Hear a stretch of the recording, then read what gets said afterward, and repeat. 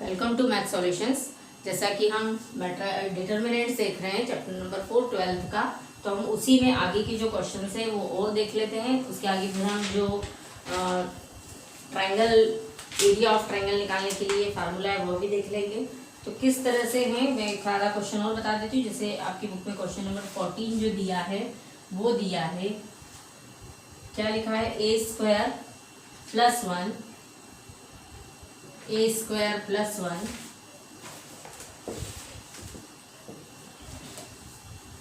A B A C then A B, फिर लिखा है बी स्क्वायर प्लस 1, फिर दिया है बी सी, फिर है A C B C, then last is C square plus 1। आपको क्या प्रूव करना है, 1 plus A square plus B square plus C square. अब देखिए इसकी मेथड क्या होती है और इसको कैसे सॉल्व किया जाता है। तो सबसे पहले तो हम क्या करें, देखिए इसमें यदि हम ऐड भी करते हैं R1 R2 R3 कर लें या C1 C2 C3 कर लें, तब भी हमको इस तरह से कुछ नहीं मिल रहा है। तो हम क्या करेंगे, अब इसमें हम ऐसा कर सकते हैं कि किसी पर्टिकुलर रो में या पर्टिकुलर कॉलम में ही हम मल्टीप्लाई कर सके। तो कैसे करेंगे, देखिए इसमें हम लिख लेते हैं कि जो ए का मल्टीप्लाई है वो वहाँ कहाँ करें हम, C1 में, बी का मल्टीप्लाई कहाँ करें हम, C2 में, और जो सी का मल्टीप्लाई वो करते हैं हम C3 में। तो यहाँ लिखते हैं multiply by A B C respectively in C1, C2 and C3। जो A B C का मल्टीप्लाई है वो हम कहाँ करना चाह रहे हैं, C1, C2 और C3 में। अब आप लोगों को ये पता है कि जब भी किसी भी नंबर को यदि हम ऐड करते हैं तो हमें सब्ट्रैक्ट भी करना पड़ता है, हमने इक्वेशंस देखी है। सेम ऐसे यदि हम डिवाइड करते हैं तो मल्टीप्लाई करना पड़ता है और यदि मल्टीप्लाई कर रहे हैं तो डिवाइड करना पड़ता है। तो जैसे ही हम इसका अंदर मल्टीप्लाई करेंगे तो बाहर क्या रहेगा, 1/ABC, क्योंकि हम A से C1 में कर रहे हैं, B से A2 में C2 में कर रहे हैं और C से किस में कर रहे हैं, C3 में। तो अब यहाँ हम मल्टीप्लाई करते हैं। सो वी राइट की ए स्क्वायर प्लस 1, C1 में हम किससे कर रहे हैं, A से, तो पहले इसको लिख लें ए स्क्वायर बी देन ए स्क्वायर सी। सेम ऐसे यहाँ क्या होगा, ए बी स्क्वायर, फिर क्या होगा, यहाँ हम लिखेंगे b into B square plus 1, फिर ये हो जाएगा बी स्क्वायर सी। अब इसमें c से कर रहे हैं तो ए सी स्क्वायर बी सी स्क्वायर और c इंटू सी स्क्वायर प्लस 1। यहाँ तक शायद आपको बात क्लियर हो गई होगी, नहीं है तो फिर से एक बार समझ लें। सिर्फ इसको देखने पे हम ये नहीं ला पा रहे हैं, तो हमने क्या किया, मल्टीप्लाई किया A से C1 में, B से C2 में और C से C3 में। जब हम मल्टीप्लाई कर रहे हैं तो हमको उसको डिवाइड में भी लिखना पड़ेगा, इसलिए 1/ABC हमने बाहर लिख दिया है। अब इसमें हमको क्या दिखाई दे रहा है, देखिए यहाँ पर। अब हम इसमें से क्या करें, फिर से हम देखिए यहाँ से क्या कॉमन ले सकते हैं, R1 में से A कॉमन ले लें, R2 में से B कॉमन ले लें और R3 में से C कॉमन ले लें, तो पूरा स्क्वायर में कन्वर्ट हो जाएगा। Now common from R1, R2 and R3, क्या कॉमन ले रहे हैं, respectively A, B and C। तो हम A यदि ले रहे हैं कॉमन तो क्या लिखेंगे, A, इसमें से B ले रहे हैं और सेकंड वाले में से C ले रहे हैं, थर्ड में से, तो A B C, और एक A B C पहले से ही है। अब देखिए यहाँ क्या बचेगा हमारे पास, A स्क्वायर प्लस 1, यहाँ बचेगा B स्क्वायर, यहाँ होगा C स्क्वायर, फिर यहाँ होगा A स्क्वायर, ये होगा B स्क्वायर प्लस 1, ये होगा C स्क्वायर। सेम ऐसे यहाँ बचेगा A स्क्वायर B स्क्वायर और यहाँ क्या आएगा, C स्क्वायर प्लस 1। इस तरह से ये यहाँ तक आ जाएगा। ये जो लास्ट लाइन है ये लिखिए ए स्क्वायर बी स्क्वायर और सी स्क्वायर प्लस 1। अब हम यहाँ पर देखते हैं कि क्या मिल रहा है हमें। हमने यहाँ से जो R3 है उसमें से क्या कॉमन लिया है, C। तो R3 जो लाइन है उसमें मिल रहा है हमको a square then b square और c स्क्वायर प्लस 1। अब मुझे देखिए स्पष्ट ये दिखाई दे रहा है कि 1 प्लस ये मुझे लाना चाहिए, तो मैं क्या करूँ, C1 C2 और C3 तीनों को ऐड कर देती हूँ, बट ये ऑपरेशन में काय में लगाना चाहूंगी, C1 में। So we write here C1 plus C2 plus C3। जैसे ही हम इसमें करते हैं तो हमको क्या मिलता है, ABC से ABC कैंसिल हो जाएगा। अब आपको यहाँ क्या मिलेगा, 1 plus a square plus b square plus c square. जो नेक्स्ट है वो मिलेगा b स्क्वायर, इधर होगा c स्क्वायर। सेम एज यहाँ मिलेगा 1 plus a square plus b square plus c square, इधर होगा b square plus 1 then c square. Same इसी लास्ट जो रो है उसमें मिलेगा 1 plus a square plus b square plus c square, और जो बाकी के दो कॉलम है वो हो जाएंगे, क्या हो जाएंगे, b स्क्वायर और ये आएगा c स्क्वायर प्लस 1। अब देखिए आप सभी में जो C1 है उनमें से सब में से हमको क्या कॉमन दिखाई दे रहा है, 1 plus a square plus b square. क्या हमको कॉमन दिखाई दे रहा है, 1 plus a square plus b square plus c square. So common ले लें हम, common 1 plus a square plus b square plus c square. कहाँ से ले रहे हैं हम, फ्रॉम C1। तो देखिए यहाँ क्या मिलेगा, अब ये जो ये तो बाहर आ गया, 1 plus a square plus b square plus c square. अब मैं यहाँ क्या करूँगी, तो यहाँ 1 मिलेगा, यहाँ 1 मिलेगा, यहाँ 1 मिलेगा, होगा इस तरह से। और जो बाकी की दो कॉलम है वो एज इट इज रहेंगे। ये हो गया b स्क्वायर, यहाँ आएगा c square then c square और c स्क्वायर प्लस 1। अब देखिए यहाँ तक तो हमारा क्वेश्चन सॉल्व हो गया, बट अभी हमको अब ये नहीं चाहिए। तो ये मैंने आपको बार बार सिखाया है कि जितने आप जीरो ला सकते हैं कोशिश करें कि हम उतने ज़्यादा जीरो ला पाएं। तो मुझे यहाँ दिखाई दे रहा है R1 में, सबसे पहले मैं ये वाले देखती हूँ कि R1 में से R2 माइनस कर देंगे तो यहाँ जीरो मिल जाएगा, R2 में से R3 कर देंगे तो यहाँ जीरो मिल जाएगा। फिर हम आगे देखते हैं नेक्स्ट क्या होता है। सो हम यहाँ पर क्या करेंगे, फिर से ऑपरेशन अप्लाई करेंगे। तो क्या करेंगे, अप्लाइंग R1 में R1 minus R2 same as R2 में R2 माइनस R3। अब क्या होगा, 1 plus a square plus b square plus c square. अब देखिए R1 माइनस R2 करेंगे तो 1 माइनस 1 क्या होगा, 0 होगा। b square minus b square minus 1, तो ये दोनों कैंसिल हो गए तो यहाँ बचेगा minus 1। c square minus c square यानी 0 हो गया, देन 1 माइनस 1 0 हो गया। b square plus 1 minus b square, तो ये दोनों कैंसिल हो जाएंगे, बचेगा 1। Then c square minus c square, ये दोनों कैंसिल हो गए, ये माइनस 1 आ जाएगा। फिर यहाँ क्या बचा, 1 b square c square plus 1। अब जैसे ही मुझे ये पता है कि जहाँ दो जीरो मिल गए, इसमें दो जीरो यहाँ आ रहा है, आप चाहें तो इसके अकॉर्डिंग कर सकते हैं। मैं C1 के अकॉर्डिंग इसका एक्सपांशन कर लेते हैं, एक्सपांड कर देते हैं इसको। तो देखिए यहाँ पर हमको जैसे ही दो जीरो मिल गए, अब इसके आगे हम कोई भी ऑपरेशन नहीं लगा पाएंगे, कुछ भी नहीं हो पाएगा। तो हम क्या करेंगे, expand with respect to R1। देखिए अब जैसे ही करेंगे तो क्या मिलेगा, 1 plus a square plus b square plus c square. अब मैंने आपको बार बार कहा है कि जीरो में तो जीरो ही रहेगा, देन अगेन जीरो होगा, और लास्ट प्लस 1 लिखेंगे तो ये रो गई, ये कॉलम गया, -1 और 1 का मल्टीप्लाई होकर 1 हो जाएगा और ये 0। तो 1 में जब इसका मल्टीप्लाई करेंगे तो आंसर आपको क्या मिलेगा, 1 plus a square plus b square plus c square. ये हमारा आ गया RHS। तो इस तरह से ये हमको सॉल्व करना है। तो देखिए यहाँ पर इस तरह से आपको लगा लीजिएगा, तो आपको स्टेप समझ में आ जाएंगे कि कौन सी स्टेप कहाँ है।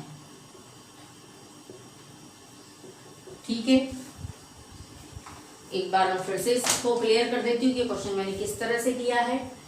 क्वेश्चन ये दे रखा है, आपको ये प्रूव करना है। तो मैंने आपको ये पहले ही बताया कि जो डिटर्मिनेंट है उसमें आपको ये दिख जाएगा कि आंसर आपको लाना क्या है। अब क्या लाना है, तो मुझे लाना है 1 plus a square plus b square plus c square, but यहाँ नहीं ला पा रहे तो हमने मल्टीप्लाई कर दिया a b c से C1 C2 और C3 में। जैसे हम इसमें मल्टीप्लाई करेंगे, इसमें a से, इसमें b से, इसमें c से, तो a स्क्वायर प्लस 1 लिख दिया। इसमें a से मल्टीप्लाई करेंगे तो मिल जाएगा a स्क्वायर b, ये a स्क्वायर c हो जाएगा। इसमें b से करेंगे तो a b स्क्वायर आ जाएगा, ये b into B square plus 1 होगा और ये b स्क्वायर c बन जाएगा। इसमें c से करेंगे तो ac स्क्वायर bc स्क्वायर और ये बन गया।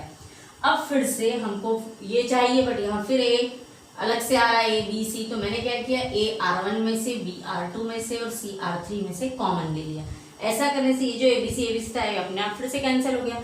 तो हमको अब क्या कैसा क्वेश्चन मिल गया, यहाँ से ए कॉमन लिया, ए तो मिला ए स्क्वायर प्लस 1, यहाँ मिलेगा बी स्क्वायर, यहाँ मिलेगा सी स्क्वायर। सेम ऐसे यहाँ से हमने बी कॉमन लिया तो ये मिलेगा ए स्क्वायर, ये बी स्क्वायर प्लस 1 और ये हो गया सी स्क्वायर। फिर यहाँ ए स्क्वायर क्योंकि इसमें से सी लिया है, फिर ये बी स्क्वायर और सी स्क्वायर प्लस 1।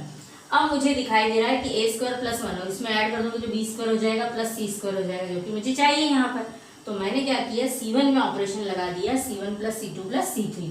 तो C1 C2 C3 में यहाँ जो था ये तो एक जैसा मिला, C1 में 1 plus A square plus B square plus C square, और C2 और C3 को मैंने एज इट इज लिख दिया। अब जब तीनों कॉलम में या तीनों रो में जो भी आपको दिख रहा है कोई भी नंबर यदि सेम होता है तो हम क्या करते हैं, उसको कॉमन ले लेते हैं। तो यहाँ मैंने कॉमन ले लिया C1 में से ये 1 plus A square plus B square plus C square. जैसे इसको कॉमन लिया यहाँ 1 1 1 बचेगा और बाकी तो एज इट इज है। अब मैंने आपको फिर से कहा है कि अब मैं इसके आगे कैसे सॉल्व करूँ, तो मैंने इसको क्या किया, इसमें कुछ ऑपरेशन लगाया। किस तरह से, और कि R1 में R1 माइनस R2 कर दिया तो ये 0 बन जाएगा, मुझे दिख रहा है। बाकी से मुझे कोई लेना नहीं, मुझे तो सिर्फ पहले ये देखना है कि ये 0 बन रहा है या नहीं। तो मैंने इसमें से इसको माइनस किया, इसमें से इसको माइनस किया, तो मुझे 2 0 मिले। अल्टीमेटली फिर उधर भी मिलते चले गए जहाँ जैसा होना था। तो ये -1 कैसे हुआ, B square minus B square -1 होगा, तो ये दोनों कैंसिल हो गया, -1 बचेगा, ये दोनों तो होके 0 हो गया। ऐसे 1 -1 0 हो गया, फिर B square plus 1 minus B square किया तो यहाँ 1 बचेगा। ऐसे ये माइनस सी स्क्वायर कैंसिल हो गया -1, और इस तरह से ही आ जाएगा। अब जैसे ही मुझे यहाँ 2 0 दिखे, इसमें भी 2 0 दिख रहे हैं, आप चाहें तो R1 के मतलब रिस्पेक्ट में भी क्या कर सकते हैं, एक्सपांड कर सकते हैं। सॉरी मैंने R1 लिख दिया है, यहाँ किसके रिस्पेक्ट में हमने किया है, C1 के। तो विद रिस्पेक्ट टू C1 किया तो ये 2 तो 0 0 होगा, लास्ट वाला 1 होने से ये रो और ये कॉलम गया, तो क्या मिला, -1 और -1 का 1 हो जाएगा और ये 0 आ गया। तो इस तरह से हमको लास्ट में अल्टीमेटली आंसर मिल गया। अब हम नेक्स्ट क्वेश्चन देखते हैं, इसी तरह से क्या दिया है देखिए।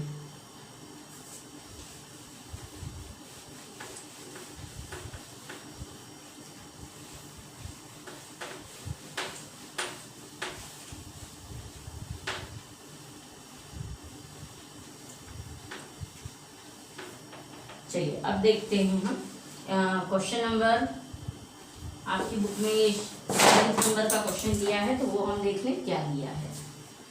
ये 7 है, ये आगे पीछे मैंने किए हैं बट आप कर लीजिएगा। ये क्वेश्चन दिया है -a², then ba, then ca, फिर लिखा है ab, फिर -b², ये है cb, फिर यहाँ ac, फिर लिखा है bc और ये दिया है -c²। इक्वल आपको लाना है 4a² b² c²। अब देखिए इसमें मैं क्या करूंगी, ध्यान दीजिएगा, यहाँ a है, यहाँ a है, यहाँ पर b है। आप तो या तो इसमें से भी ले सकते हो, इधर से भी ले सकते हो, कहीं से भी हम ले सकते हैं। तो इसका सॉल्यूशन देखें, हम क्या करें, पहले LHS उठाएं। तो देखिए कॉमन ले लें हम, a from C1 R1, b from R2 and c from R3। तो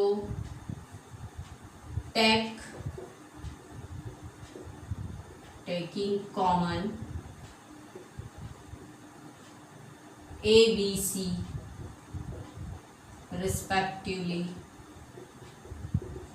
कहाँ से ले रहे हैं हम, R1, R2 एंड R3।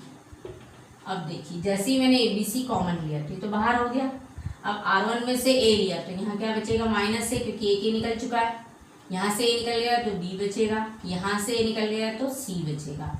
यहाँ से फिर मैंने क्या लिया है, B कॉमन लिया है, तो B मैंने इसमें से लेती हूँ तो यहाँ बचेगा A, यहाँ से B निकल गया तो B बचेगा, यहाँ से क्या मिलेगा, C।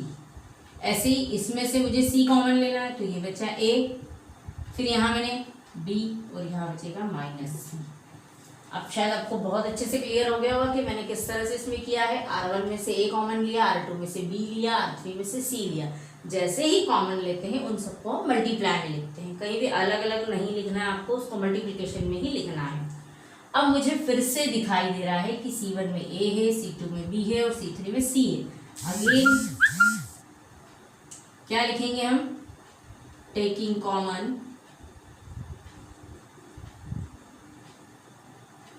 फ्रॉम, कहाँ से ले रहे हैं हम, C1 C2 एंड C3, क्या ले रहे हैं रिस्पेक्टिवली। जितना अच्छा लिख कर करेंगे आपको उतने अच्छे से क्लियर हो जाएगा। A, B, C। अब देखिए ये कैसे आएगा, इसमें हम समझ लें। अब एक ABC तो पहले से है, एक और ABC कॉमन आ गया, तो क्या मिला यहाँ पर मुझे, -1 1 1, फिर यहाँ 1 1, ये सॉरी ये -B है यहाँ पर बीच वाला, मैं लिखना भूल गई, तो ये -1 और ये +1 है, फिर 1 1 और ये -1 है, तो ये आ गया। अब ये तो मिल गया A² B² C², ये तो मिल गया, लेकिन अभी भी मुझे 4 चाहिए। अब मैं क्या करूं, फिर से मैंने आपको बार बार बताया है कि यहाँ पर मुझे 0 मिल रहा है, यहाँ पर भी 0 मिल रहा है, तो हम 0 बनाने की कोशिश करें। तो R1 में क्या अप्लाई करें, R1 + R2, सेम इसी R2 में R2 + R3 कर देते हैं, तो जितने 0 बन सकते हैं वो सब बन जाएंगे। उसके बाद हम उसको एक्सपांड कर देंगे, तो देखिए क्या होगा। यहाँ हम ले लेते हैं R1, क्या ऑपरेशन लगाए, R1 + R2, क्योंकि ऑलरेडी यहाँ माइनस प्लस है। ऐसे ही R2 में अप्लाई करते हैं R2 + R3। इस तरह से आप एक साथ 2 ऑपरेशन यहाँ पर लगा सकते हैं। अब क्या होगा, A² B² C², ये -1 + 1 मिलके क्या हो जाएगा, देखिए 0, देन 1 - 1 0 और 1 + 1 2 हो गया, फिर 1 + 1 2 आ गया, -1 + 1 0 हो गया, फिर अगेन 0, फिर 1 1 और -1, लास्ट वाली रो एज इट इज रहेगी। अब हम इसमें कुछ कर सकते हैं क्या, नहीं, तो अब हम क्या करें, इसमें इसको एक्सपांड कर देते हैं कुछ, ठीक है। तो क्या लिखे हम इसमें, किसके थ्रू करें, R1 के, तो expand with respect to R1। तो देखिए A² B² C² तो एज इट इज है, ये पहला 0 हो गया, देन अगेन 0 हो गया, और +2 करेंगे तो ये हो गई, ये कॉलम गया, इसका मल्टीप्लाई इधर होगा और इसका इधर होगा, तो 2 1 2 -0। अब ध्यान दीजिएगा, A² B² C², और ये बन जाएगा 2 2 4, that means our answer is, क्या मिला, 4A² B² C², मतलब ये हमको क्या मिल गया, RHS। तो इस तरह से हमने ये क्वेश्चन सॉल्व कर दिया है।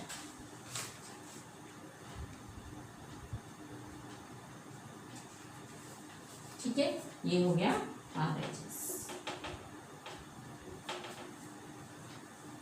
बहुत अच्छे से देख लीजिए, अदरवाइज मैं एक बार फिर से आपको करवा देती हूँ कि किस तरह से मैंने क्वेश्चन किया है। कि क्वेश्चन ये दिया हुआ था, मैंने A B C कहाँ से कॉमन लिया है, R1 R2 और R3 में से, तो इसको बाहर कर दिया।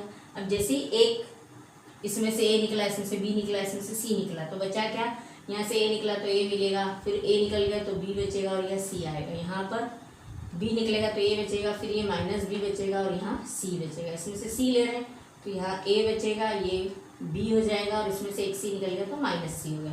अब यहाँ फिर से दिखाई दे रहा है कि इन तीनों में से C1 में से हम A ले सकते हैं, C2 में से B कॉमन ले सकते हैं। कॉमन ऐसे ही लेना है एज इट इज, या तो R1 में हो, या C1 C2 C3 में हो, या R1 R2 R3 में हो। अब मैंने यहाँ से ऐसे ही C1 C2 C3 में से फिर से ABC कॉमन ले लिया, सब लिख दिया है, आपको बहुत अच्छे से क्लियर हो जाएगा। अब जैसे ही ABC फिर से कॉमन लेंगे तो मल्टीप्लिकेशन में हो जाएगा, तो यहाँ आ जाएगा। अब ये जो बचे हैं रिमेनिंग, तो इस तरह से हमने ऑर्डर में लिख दिए हैं, जो भी माइनस प्लस, तो ये मिलके तो A² B² C² हो गया। अब इसको हमने क्या किया, फिर से क्या अप्लाई किया, R1 में R1 + R2 कर दिया, और R2 में R2 + R3 कर दिया। इस तरह से हमको ये 0 0 मिल गए। अब इसका एक्सपांशन इजी हो गया, so expand with respect to R1, तो A² B² C², फिर ये 0 लिखा, ये 0 लिखा, और ये लास्ट वाला +2 होता है, तो ये जिस रो में और जिस कॉलम में ये सब चले गए, तो 2 1 2 -0 ये हो गया, फिर 2 2 4, तो ये आ गया आंसर। तो शायद इस तरह से आपको ये क्वेश्चंस क्लियर हो गए होंगे। अब हम एक आधा और देखते हैं, फिर मैं आगे बढ़ती हूँ ताकि आपको अच्छे से और समझ में आ जाए। एक क्वेश्चन ऐसा दिया हुआ है, चलो हम इसको भी करके देख लेते हैं कि क्या हो रहा है इसमें।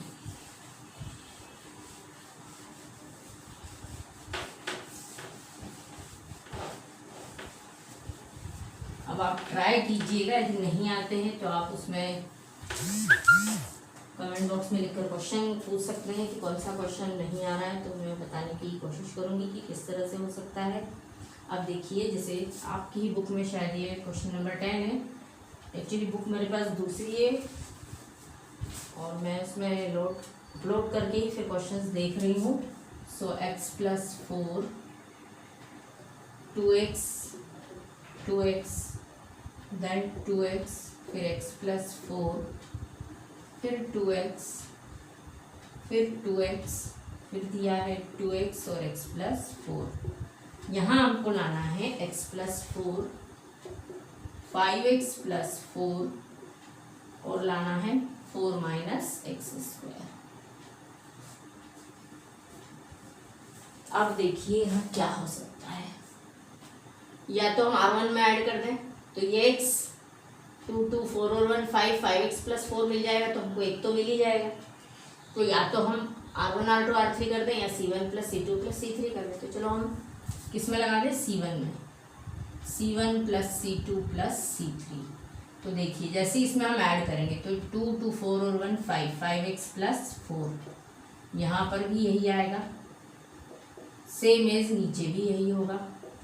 अब जो 2x है x+4 है और ये 2x है, देन 2x और x+4, ये मैंने लिख दिया है। अब देखिए C1 में मुझे ये तीनों जगह दिख रहा है 5x+4, तो मैं कॉमन ले लेती हूँ, taking common 5x+4 from C1।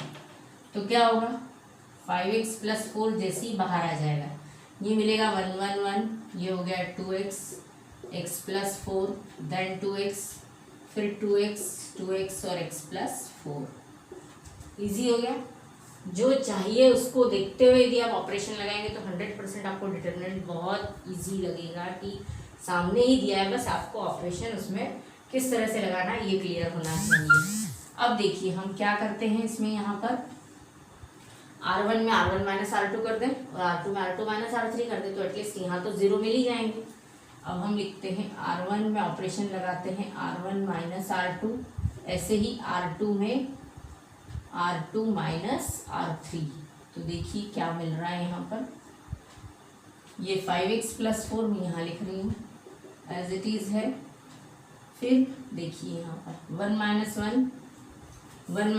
0 हो गया, 2x - x -4, तो 2x में से x गया, x -4 आएगा, देन 2x - 2x यानी 0 हो गया, फिर 1 - 1 0 आ गया। अब x+4 - 2x, तो x में से -2x जाएगा, -x बचेगा, तो यहाँ आ जाएगा 4 - x, देन 2x - x यानी x -4।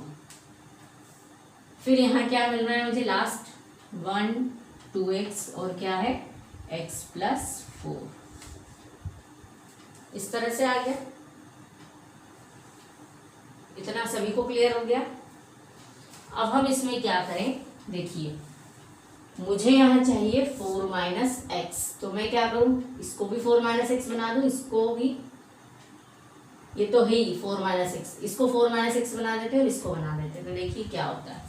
तो 5x+4 इसका हो जाएगा 0, इसको लिखना है तो ये -4 - x हो जाएगा, ये 0 हो गया, देन 0, ये क्या बनेगा 4 - x ही है, फिर ये भी क्या हो जाएगा 4 - x हो जाएगा, फिर 1 2x और x+4।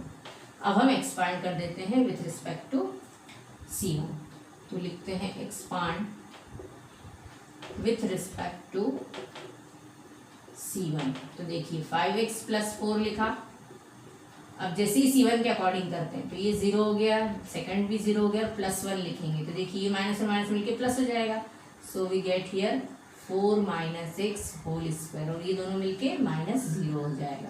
तो अब हमको क्या मिला है यहाँ पर 5x+4 और क्या हो जाएगा 4 - x होल स्क्वायर, जो कि हमको लाना है। यदि इसकी जगह x-4 भी लिखा होता तो ये इजीली हो जाता, कोई दिक्कत नहीं, क्वेश्चन आप समझ के कर लीजिए। हो सकता है कभी आपको चेंज करके दे दे, x-4 लिख दे, तो हमारा वैसे भी आ ही रहा था मल्टीप्लाई करने से। तो इस तरह से ये क्वेश्चन हो गया।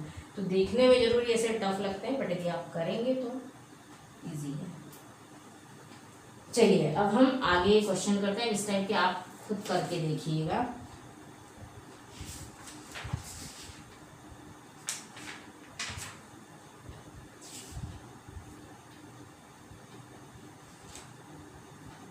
अब हम लिखते हैं एप्लीकेशन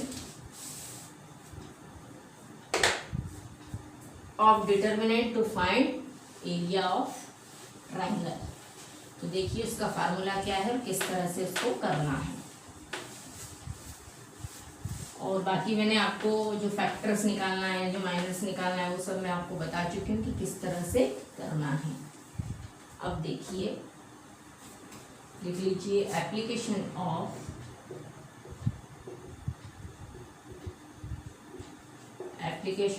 डिटर्मिनेंट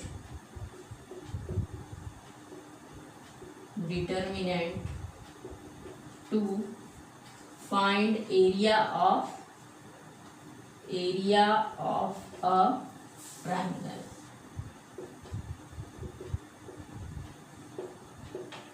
देखिए इसमें क्या होगा, यहाँ पर किस तरह से निकालना है। कोई if the vertices of a triangle are x1 y1 x2 y2 and x3 y3 respectively, then we know the area। हमने ये पढ़ा है, तो क्या होता है एरिया इफ, क्या लिख लें हम, the vertices of a triangle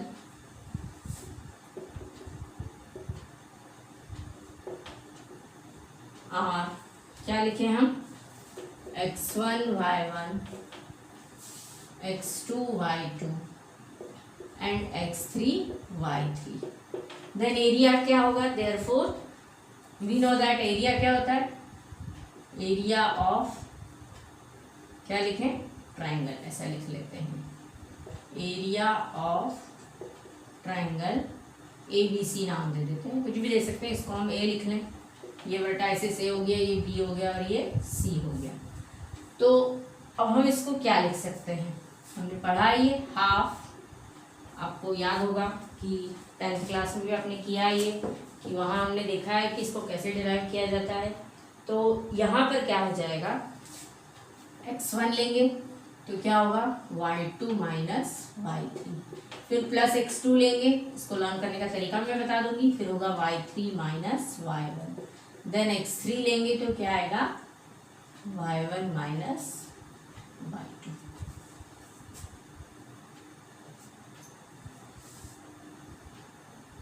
तो ये है एरिया ऑफ ट्राइंगल का फार्मूला, हाफ। जब आप x1 लेंगे तो x1 के साथ y1 इसको भूल जाइए, y2 माइनस y3 लिखना है, फिर प्लस जब x2 लिखेंगे तो y3 माइनस y1 होगा, क्योंकि हम एक के बाद एक आगे बढ़ रहे हैं। फिर जब हम x3 लिखेंगे तो y3 से हम y1 की तरफ बढ़ेंगे। तो यहाँ पर 3 x1 a b c है, तो पहले a से b चलेंगे, b से c चलेंगे, देन c से a की तरफ आएंगे। तो इसी तरह से यहाँ पर y1 माइनस y2 बन गया है।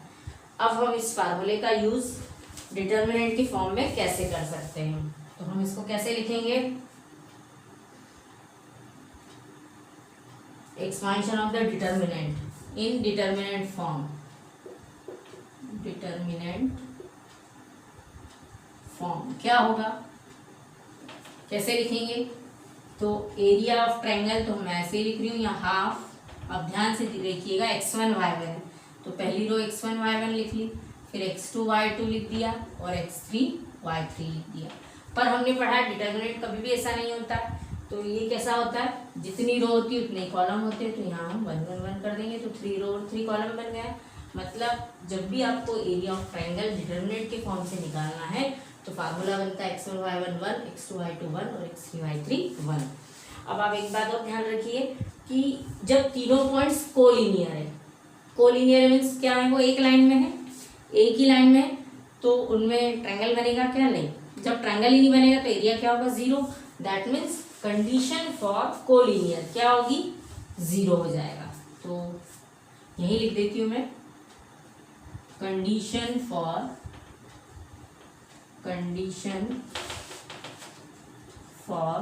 क्या लिखना है, कोलिनियर ऑफ 3 पॉइंट्स।